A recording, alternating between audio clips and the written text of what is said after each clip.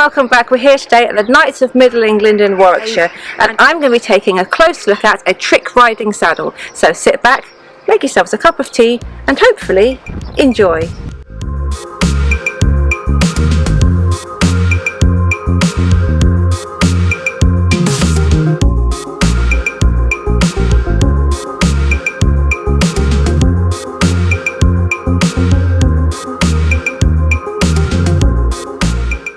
We're here today at the Knights of Middle England in Warwickshire, and I'm here today with Kelly, the manager. So we're going to take a look at a trick saddle and we're going to see how it differs from a normal saddle. So Kelly, this here is a trick saddle, I believe. It is indeed, yes. This is exactly a kind of saddle you'd find for someone who was trick riding. So obviously, as you can see on first look, it is very different from your conventional general purpose saddle. The big thing, first of all, you can see obviously is we have a whacking great big pommel at the front here. Not too dissimilar perhaps if you've seen Western saddles, they also have a big pommel. This one is probably a little bit thinner. So the key with your pommel, with this pommel, is that you can get your hand around it when you're doing your vaulting tricks, jumping up from the floor.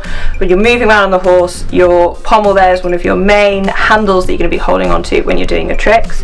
We also have at the cantle what we would call a back pommel or hoop. So on this saddle it's a hoop shape, and that's another handle for you to be holding onto when you're doing your tricks. The seat is obviously very different, it's quite flat. This again, we're going to be moving in and out of the saddle and all around on the horse, so if we had sort of a high cantle or pommel here that on our conventional saddles would hold us in the saddle, those are actually going to get in the way when we are trick riding. We have the cushion, so this is our seat, what we're going to be sitting on, and for this saddle it has quite a large seat, it's quite padded, which makes it quite comfortable. Other trick saddles have a smaller seat, sometimes the pads of the cushion can get in the way, but for this one it's nice and padded, makes it quite comfortable. And then we have our girthing system. So our girthing system is very different because we have 3 girth straps that are very spaced out. So we have our first 2, which are going to function the same way your girth straps would on your conventional saddle, but then we have a 3rd girth strap which is further back, which basically acts as a balance strap. Because we're hanging off our horses, moving around, our saddle needs to not slip at all, and that's where the balance strap comes in handy. And then in the middle here we have the splitter, so this goes along your horse's sternum and ensures that the girth straps don't pinch together and pinch the horse or all come together. It keeps them a nice wide base across the horse's rib cage, so it's as comfortable as possible for the horse, with a clip on the front here for our breastplate, because all of our trick riding saddles do have a breastplate, again to help with keeping the saddle in place and stable on the horse's back. Another big difference is the lack of padding underneath. So if you lift the saddle up slightly, you can see there's absolutely zero flocking under here. We've got a little bit of a felt pad, but the tree of the saddle is literally right here, and we have just some felt padding here, so there's no flocking. But what we do to ensure it's comfortable for the horse's back is use a nice big thick Western pad. So this provides the protection and comfort the horse needs for the saddle on its back. So the balance strap, anyone that's watched videos before of mine has probably seen me talk about balance strap before, because balance straps, we have them on normal saddles as well. They're often called the cob strap and things like that. So they're often seen in conjunction with the point strap, which sits at the front of the tree, and the balance strap, which sits further back, and it kind of helps to anchor the saddle around and stop the saddle from being able to twist around. And we can imagine on one of these trick saddles, when the rider is literally hanging off the side, that's when the balance strap really comes into its own. And on these particular saddles, as we saw, that balance strap is set really far back, so that's going to give maximum stability to the saddle and therefore the horse and the rider as well. Now, on the subject of hanging off the side, one of the things that I want to know as a saddle fitter is, like, how much do these saddles move? Do they ever slip? They shouldn't ever slip. Okay. The idea is that they won't ever slip. Yeah. If a saddle is slipping, then generally probably the girths haven't been done tight enough. Okay. And for your trick riding, when you're doing your hanging tricks off the side, you do want to make sure your girths are nice and tight. And that's where your balance strap particularly being nice and tight when you're doing your hanging tricks off the side, to keep that saddle really still on the horse's back. On the whole, do you tend to sort of, as a rider, hang off the side more on one side than the other, or is it even? No, it's not even. Generally, you can do tricks on both sides. People do tricks on both sides, but majority rule, I would say you're going to do more tricks off to the left and on the left rein as well. We generally train always on the left rein. Okay. So it is quite one-sided as a discipline, but to counteract that, most of the work actually our trick riding horses do is going to be schooling, flat work, lots of dressage to make sure our horses are fit, strong, supple and capable of handling the work we're asking them to do, and to keep them, you know, working evenly on both reins as well, so we don't get any asymmetry. So when we looked underneath and we saw that there's hardly anything here, we really can feel the tree through here, which brings us to the point about the tree. So do these have like a normal tree, and then what's the tree in these saddles like? So they are like this. Okay. So here we have a set of trees for a trick riding saddle. So these are going to sit there on in either side of the saddle with your basis of your trees there. So wooden trees, very simple. And then there's the metal framework of the your pommels. So there's a metal framework that bolts onto here. Your pommel comes across the middle here, bolts onto there. Same with your pommel at the back, and that is the framework and the basis of your trick riding saddle.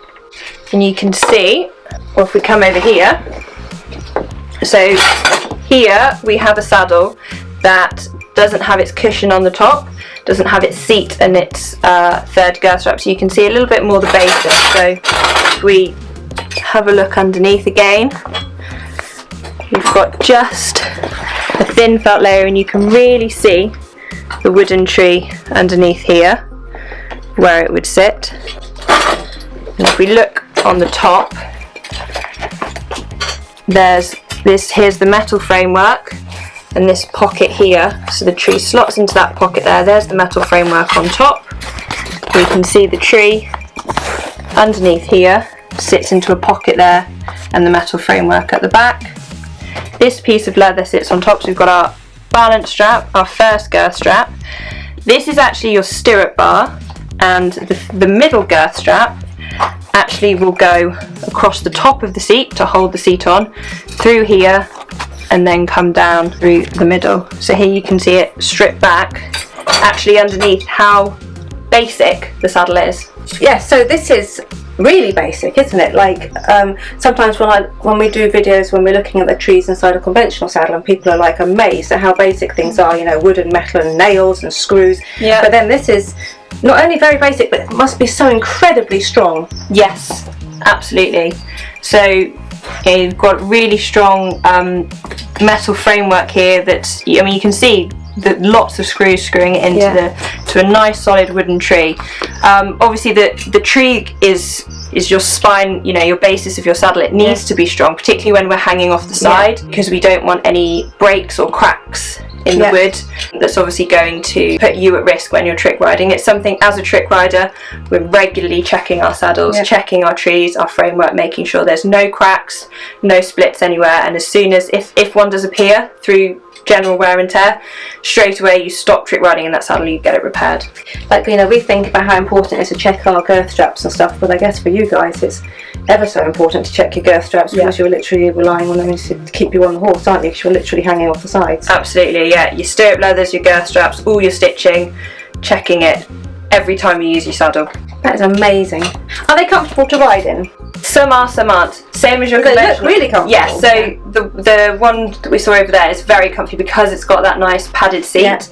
The ones that have the thinner, flatter seat, not so much. And obviously there are lots of buckles and straps that sort of can rub on your legs, but they're not designed for riding in for long periods particularly. You know, they're designed for a purpose, and that is to go out and trick ride in them. You're not going to be riding that in these on a Sunday afternoon for a 2-hour hang. So first of all, I noticed that's called a pommel and a cancel, the same with the traditional saddle.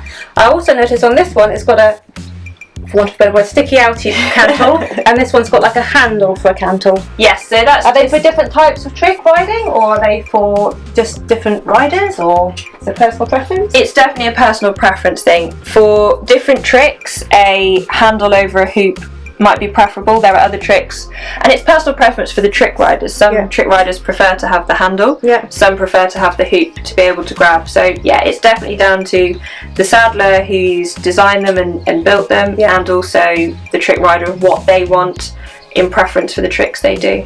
Personally, I prefer a hoop to a handle on the back.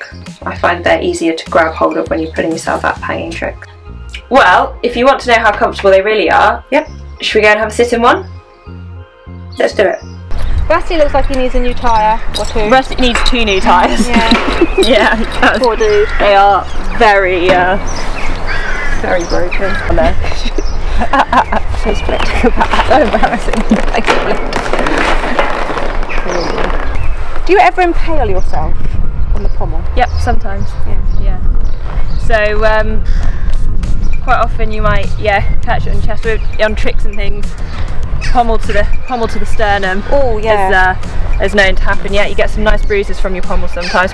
It actually feels like under your bum quite comfy. It's like you say though, like the straps and everything you can definitely feel, can't you? It doesn't feel as unsupportive as I thought it would. This one's particularly nice because it's got such a big you seat feel like it and comes cushion. up here, Yeah, it does hold you in quite nicely and makes it quite comfortable. I hope you enjoyed that little look at a trick saddle. Don't forget to stay tuned to see me actually riding in one. On a horse, that is, not on Rusty the Barrel. In the meantime, if you're interested in anything saddle fitting related, don't forget to check out all my other videos. I'll pop a link up there. Thank you for watching. Take care.